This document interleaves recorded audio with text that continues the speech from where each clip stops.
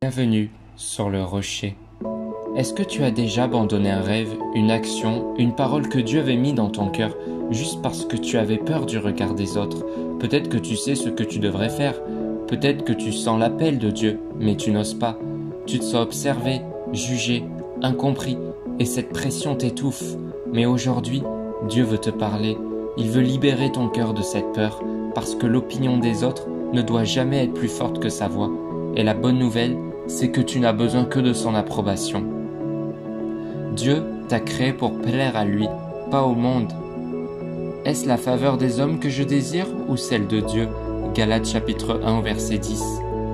Le monde te pousse à te conformer, à rentrer dans un moule. Mais Dieu, lui, t'a donné une forme unique, une identité, une mission que personne d'autre ne peut accomplir. Tu ne peux pas chercher l'approbation du monde et marcher dans l'obéissance à Dieu en même temps. Tu n'as pas été créé pour être applaudi, mais pour être envoyé. Ce que les autres pensent de toi ne change rien à ce que Dieu a dit sur toi. Il t'appelle son enfant, il t'a choisi appelé, équipé, et ça, personne ne peut le retirer. Le regard des autres est un piège.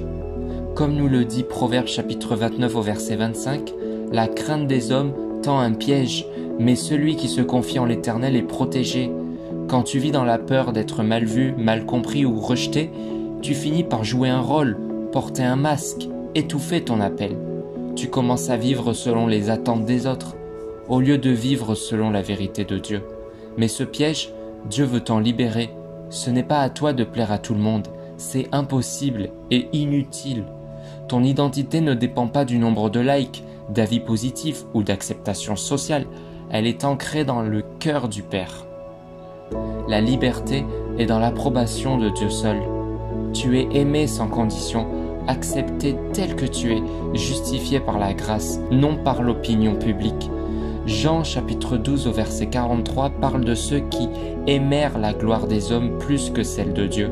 Aujourd'hui, choisis. Veux-tu marcher dans la gloire passagère des hommes ou dans la gloire éternelle de Dieu? Quand Dieu dit « vas-y », tu n'as pas besoin d'un deuxième avis. Si le roi des rois t'a validé, tu es déjà assez légitime.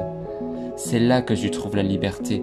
Vivre devant Dieu seul, sans chaîne, sans peur, sans compromis.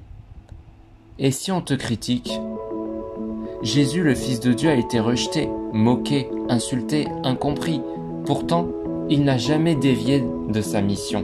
Il n'a jamais cherché à plaire aux religieux, aux foules, aux puissants. Malheur à vous lorsque tous les hommes diront du bien de vous. Luc chapitre 6 au verset 26. Ce n'est pas normal d'être approuvé par tout le monde quand tu suis la vérité. Si ta foi dérange, c'est que tu brilles. La lumière irrite les ténèbres, mais Dieu t'a appelé à être lumière, pas à te camoufler. Accepte d'être critiqué pour ce qui est juste, plutôt que d'être applaudi pour ce qui est faux. Tu n'as pas été créé pour entrer dans le moule du monde. Tu as été formé pour marcher avec Dieu, le cœur libre, les yeux levés vers le ciel.